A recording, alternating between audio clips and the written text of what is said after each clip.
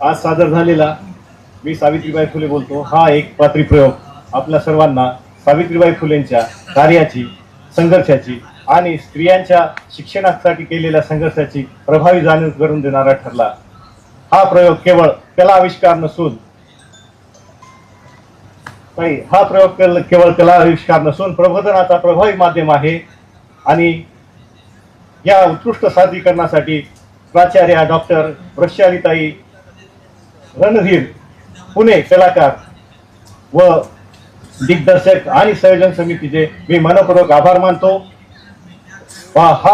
या प्रयोगामुळे तरुण पिढीला सावित्रीबाई फुलेंच्या कार्याची आणि त्यांच्या स्त्री शिक्षणाबद्दलच्या प्रेरणा ठरल्या आहेत हे मी आपल्याला सांगू इच्छितो. आणि मी महेंद्र पिंपळगावकर, महाड 14 तळ सत्याग्रहाचा दिवस हा राष्ट्रीय जलदिन घोषित करा या आंदोलनाचा प्रणेता या नात्याने आपल्या सर्वांचे आभार मानतो. आणि ताईंचे सुद्धा मी आभार मानतो. होत आहे 100 वर्ष पूर्ण होत आहेत या कार्यक्रमाला. मी या अनुषंगाने हा लढा चालवलेला आहे आणि याचे पॉम्पलेट सुद्धा मी वाटत आहे. आपल्याला एक पॉम्पलेट विकसित होत आहे. प्रश्न पाप पुण्याचा नाहीये, प्रश्न आपल्या हक्काचा आहे. चला